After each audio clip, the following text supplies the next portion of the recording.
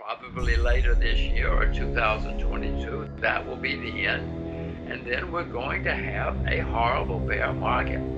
Because for the reasons I said, I mean, I'm not some doom and gloomer. I'm just telling you that the debt is much, much higher now than it was in 2008.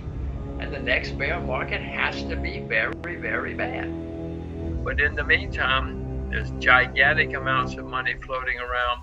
It's going into markets. It's going into the real economy as well. It's artificial. You see some of the things that, the shipping business is just unbelievably hot right now because there's so much money floating around. Bad news is these things always end, and the better they get, the worse they get when they end. And as I said, we've never seen anything like this in recorded history, so be worried.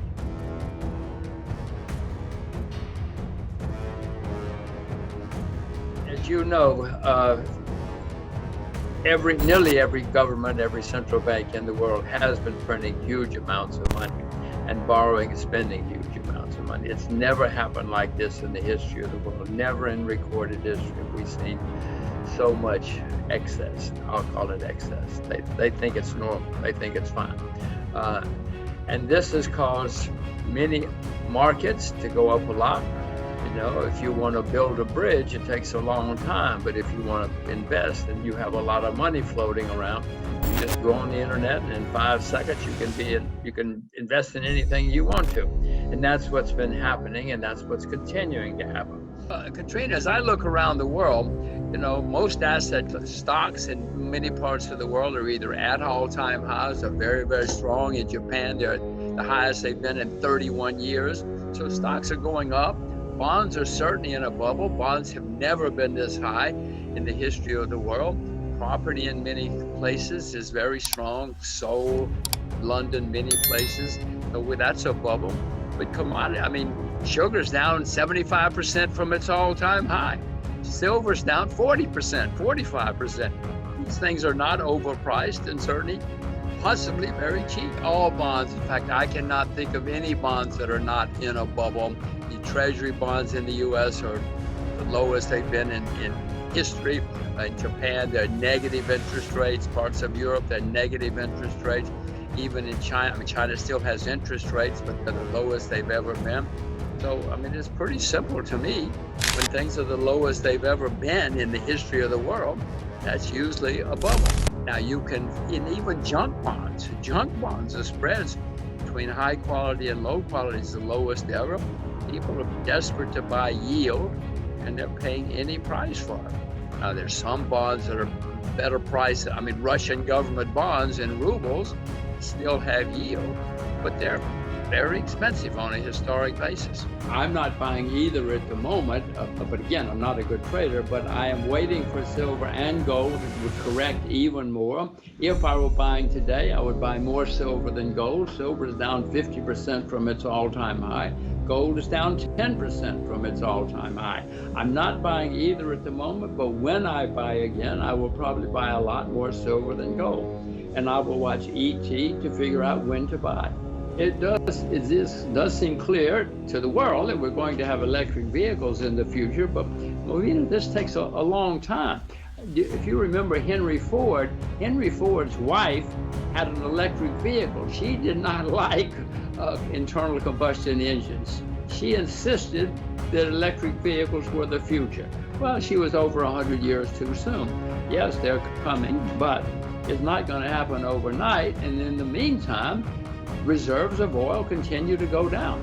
I'm not urging you to rush out and become an oil trader by any stretch, but I would not give up I am not giving up on the price of oil yet.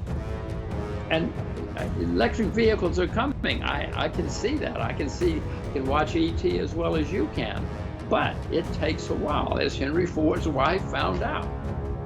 Well, I have been buying the ETF. There's an ETF on the New York Stock Exchange, a commodity and an agricultural ETF, RJA. I continue to buy it.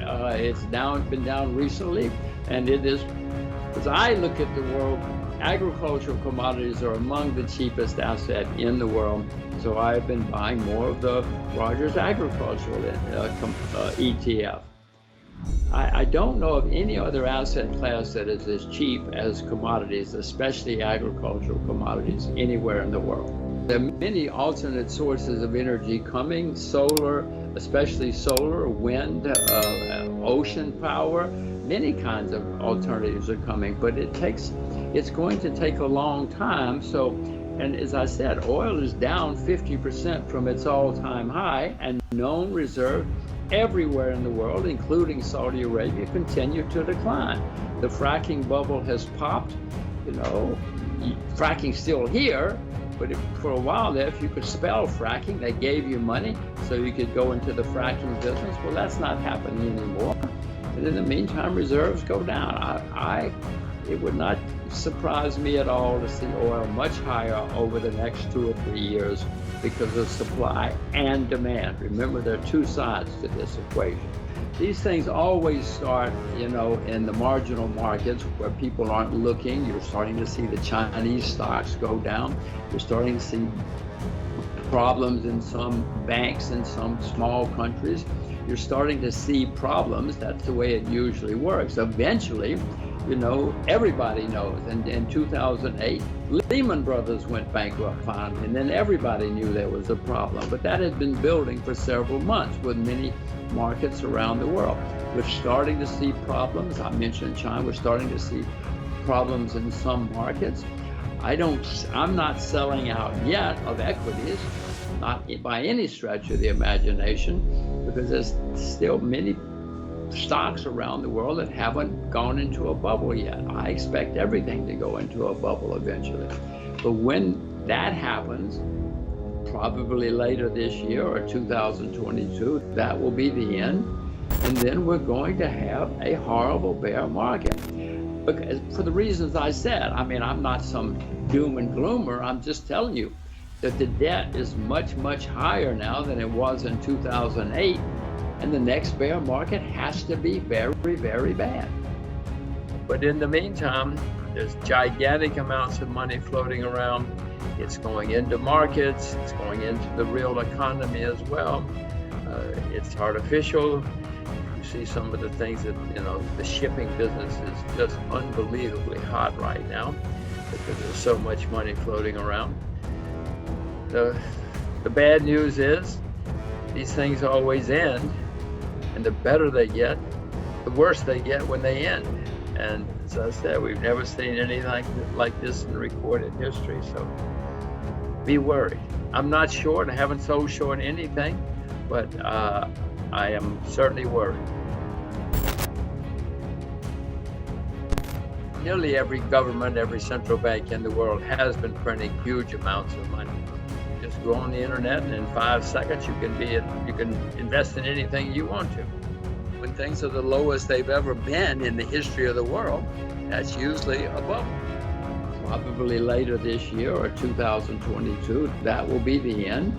And then we're going to have a horrible bear market.